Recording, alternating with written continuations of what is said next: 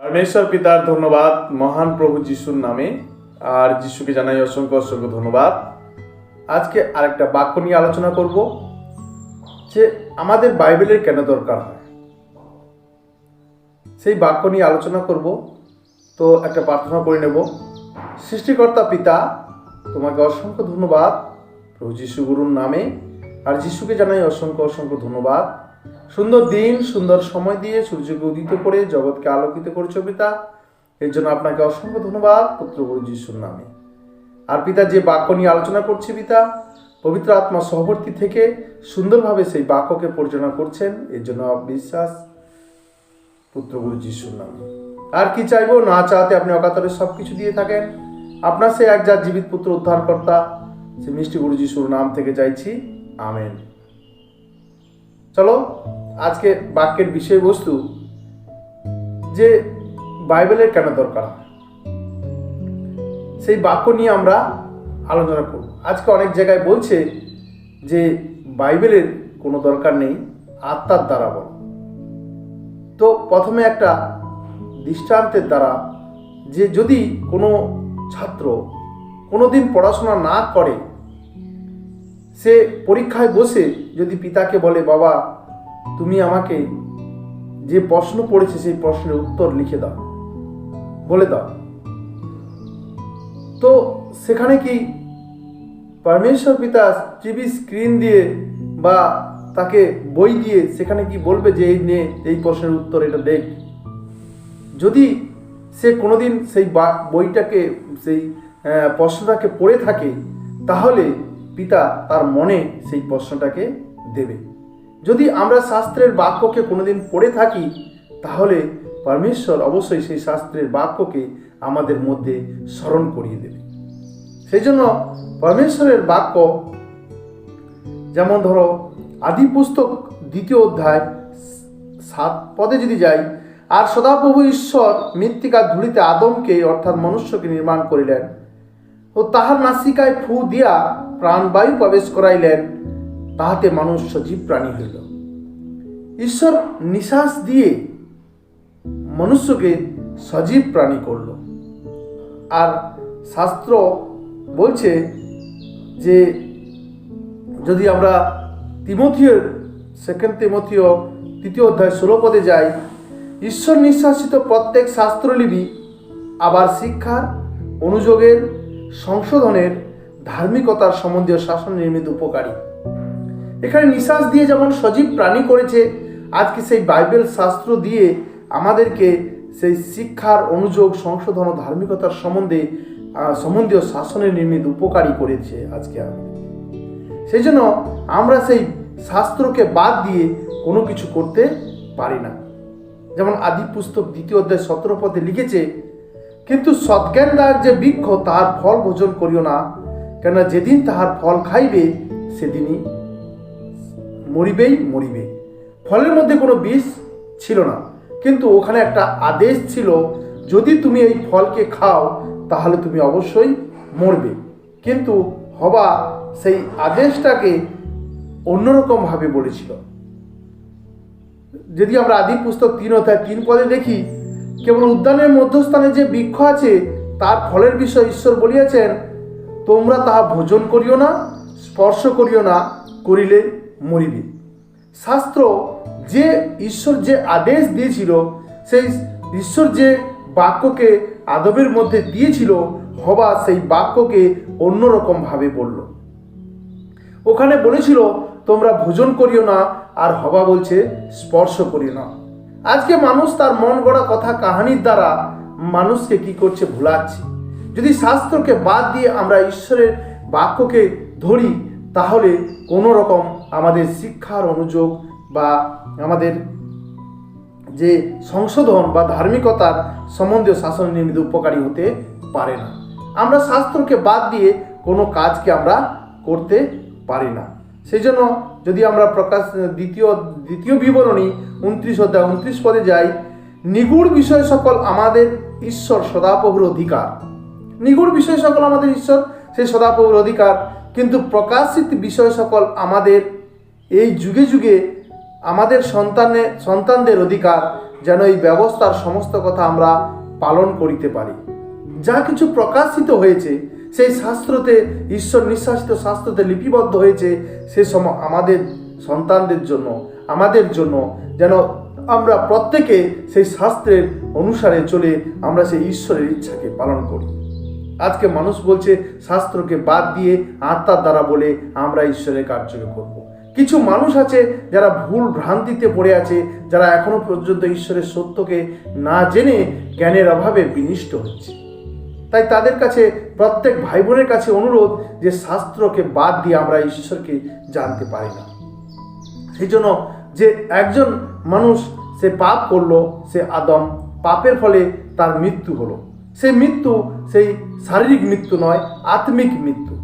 সেই জন্য সেই আত্মিক মৃত্যু থেকে যেমন লেখা আছে যে করিন্থীয়দের প্রতি পৌলের প্রথম পত্র 15 অধ্যায় 22 পদে, কারণ আদমে যেমন সকলে মরে, তেমনি আবার খ্রিস্টে সকলে জীবন প্রাপ্ত হয়। আমরা আদমের পাপের ফলে আমরা প্রত্যেকে মরে গিয়েছিলাম আত্মিকতাতে, আর আমরা সেই যিশুর দ্বারা আবার সেই খ্রিস্টের দ্বারা আবার সেই জীবনকে পেলাম। যেমন লেখা আছে যে 45 অধ্যায়, এরূপ লেখা আছে, প্রথম মনুষ্য আদম সজীব প্রাণী হইল, শেষ আদম জীবনদায়ক আত্মা হইলেন। তারপরে প্রথম মনুষ্য কি না সজীব প্রাণী, আর দ্বিতীয় মনুষ্য জীবনদায়ক আত্মা।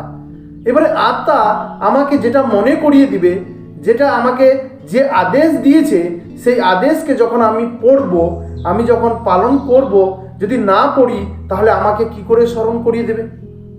সেই জন্য বলছে যে আদি পুস্তকে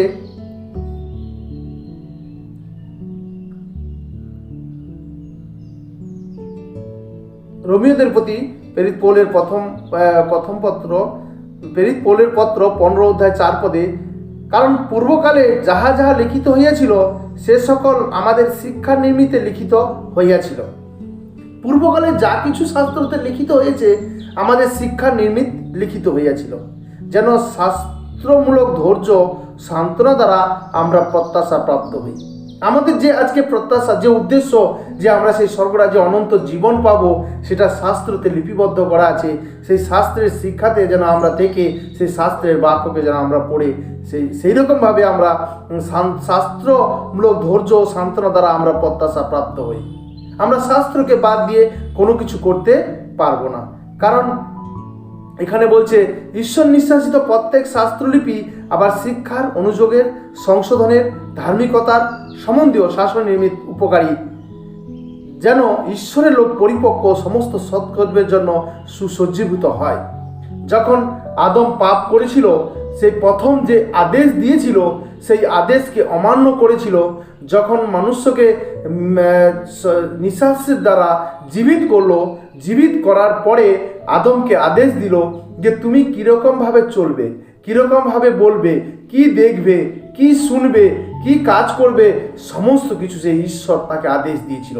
আর সেই ঈশ্বরের ইচ্ছা অনুসারে সেই আদেশকে পালন করত। যখনই তারা সেই ফলকে খেলো এবং সেই শয়তানের দ্বারা তারা প্রলোভিত হলো, তখনই সেই আদেশ থেকে তারা বঞ্চিত হলো। সেই জন্য তারা সেই আদেশকে অমান্য করে তারা সেই জগতের আদেশকে পালন করত। আজকে সেই ঈশ্বরের নিঃশ্বাসিত বাক্য সেই আমাদেরকে সেই যে ভুল করেছিলাম আমরা, যে আদমের দ্বারা আমরা সেই পাপেতে পড়ে সেই শাস্ত্রের বাক্যের, ঈশ্বরের বাক্যের হিসাবে না চলে আমরা যে ভুল করেছিলাম, সেই বাক্য আজকে আমাদের সেই শাস্ত্রতে আবার দিয়েছি। সেই পবিত্র আত্মা এখানে যোহন লিখিত 14 অধ্যায় 16 পদে বলছে, আর আমি পিতার নিকটে নিবেদন করিব, তিনি এক সহায় তোমাদেরকে দিবেন, যেন চিরকাল তোমাদের সঙ্গে থাকেন। এবারে পবিত্র আত্মা আমাদেরকে দিয়েছেন সেই শাস্ত্রে লিখিত বাক্য, যেন আমরা পড়ে সেই পবিত্র আত্মা সেই ঈশ্বরের বাক্যকে যেন আমাদের অন্তরে রাখতে পারি। তিনি সেই সহায়, সেই পবিত্র আত্মা যাহাকে তিনি আমার নামে পাঠাইয়া দিবেন, তিনি সকল বিষয়ে তোমাকে শিক্ষা দেবেন। যে পবিত্র আত্মা, যে যিশু সেই পবিত্র আত্মাকে আমার মধ্যে পাঠিয়েছে, সে আমাকে সকল বিষয়ে শিক্ষা দিবেন। আমি তোমাদেরকে যাহা যা বলিয়াছি সে সকল স্মরণ করাইয়া দিবেন। এবারে শাস্ত্রতে যে যিশু যা কিছু বলেছে, ঈশ্বর নিঃশ্বাসিত বাক্য, সে মানুষের ঈশ্বর নিঃশ্বাসিত প্রত্যেক শাস্ত্রলিপি আবার শিক্ষার, অনুযোগের, সংশোধনের, ধার্মিকতার সম্বন্ধীয় শাসনের নিমিত্ত উপকারী, যেন ঈশ্বরের লোক পরিপক্ক সৎকর্মের জন্য সুসজ্জিত হয়। ঈশ্বর আমাদেরকে যা কিছু বলেছে সেগুলো আমাদেরকে এই শাস্ত্র স্মরণ করিয়ে দিচ্ছে। আমরা সেই শাস্ত্রকে বাদ দিয়ে কোনো কিছু করতে পারি না। আমরা যেন ঈশ্বরের বাক্যকে ধরে আমাদের মধ্যে সেই বাক্যকে নিয়ে চলতে পারি।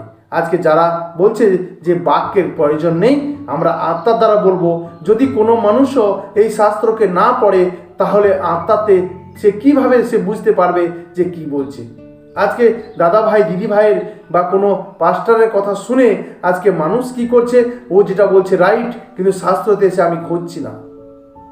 কারণ শাস্ত্র আমাকে শিক্ষার, অনুযোগের, সংশোধনের বিষয়ে শিক্ষা দেবে।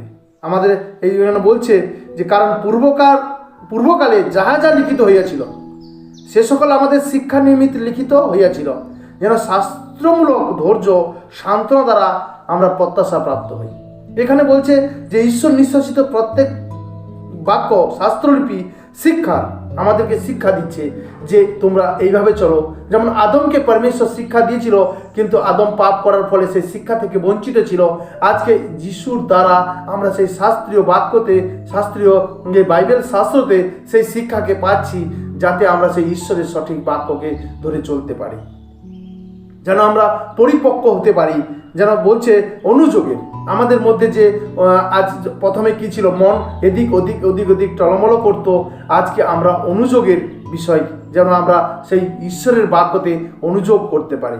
সংশোধনের, যদি আমার মধ্যে কোনো ভুল ছিল, অনেক ভুল ছিল, আদম পাপ করেছিল, সেই পাপের রক্ত আমার মধ্যে তাকাতে আমার মধ্যে অনেক ভুল ছিল। আজকে সেই শাস্ত্রের বাক্য পড়ে পড়ে আজকে সেই পবিত্র আত্মার কাছে, সেই যে আত্মা আমাকে সেই বাক্যকে স্মরণ করে দিচ্ছে যে ওটা আমি কি বলছি, কি বোঝাতে চাইছি, সেই বাক্যের দ্বারা আমি আজকে নিজেকে সংশোধন করতে পেরেছি। ধার্মিকতা সম্বন্ধে, যে আমি একজন ধার্মিক ব্যক্তি, আমার মধ্যে যে ঈশ্বর বাস করছে, আমাকে যে ঈশ্বর তার মন্দির হিসাবে বানিয়েছে, ঈশ্বরের আত্মা আমার মধ্যে আছে, সেই ধার্মিকতার হিসাবে আমাকে জ্ঞান দিচ্ছে। ঈশ্বরের সুসমাচার, যেদিন থেকে আমি যিশুকে জানতে পারলাম, সেই পাপ থেকে ক্ষমা পেলাম, পবিত্র আত্মা আমাদের মধ্যে এলো আর সেই ঈশ্বরের বাক্যকে আমাকে স্মরণ করিয়ে দিল। প্রত্যেকটা বাক্য লেখা আছে, যেন আমরা সেই লেখাকে স্মরণ করি। যিশুকে যখন পরীক্ষা করছিল, প্রত্যেকবার বলেছে শাস্ত্রতে লেখা আছে যে মানুষ কেবল রুটিতে নয়, ঈশ্বরের বাক্যতে বাঁচে। সেই জন্য আমরা যেন সেই লেখাকে, ঈশ্বরের বাক্যকে পড়ি, বাইবেল শাস্ত্রকে যেন আমরা পড়ি, বাইবেল শাস্ত্রের দ্বারা যেন বাক্যকে আমরা শুনি বা সেই হিসাবে যেন চলি। যেমন প্রকাশিত বাক্য 19:22 লেখা আছে যে এই বাক্যের সঙ্গে কোনো কিছু যোগ বা বিয়োগ করা যাবে না। আমরা যদি যোগ বা বিয়োগ করি, তাহলে যদি আমরা দেখি যে প্রকাশিত বাক্য তার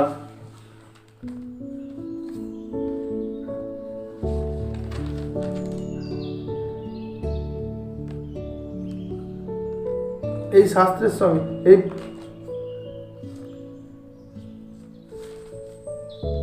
বাইশ অধ্যায়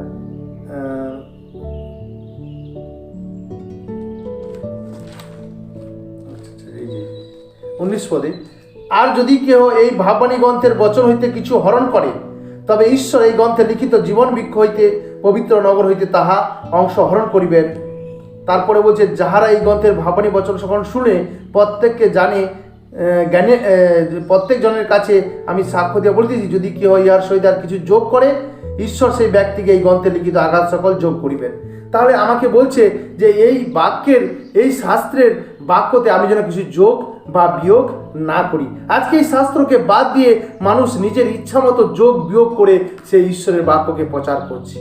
ঈশ্বরের কাছে যা কিছু আছে সে ঈশ্বরই জানে, কিন্তু এই শাস্ত্রতে আমাদেরকে যা কিছু দিয়েছে সেই শিক্ষাকে যেন আমরা মেনে সেই ঈশ্বরের বাক্যকে পালন করতে পারি। শাস্ত্র বাদ দিয়ে আমরা ঈশ্বরের কাছে শিক্ষার, অনুযোগের বা সংশোধনের বা ধার্মিকতার বিষয়ে আমরা কিছুই জানতে পারবো না।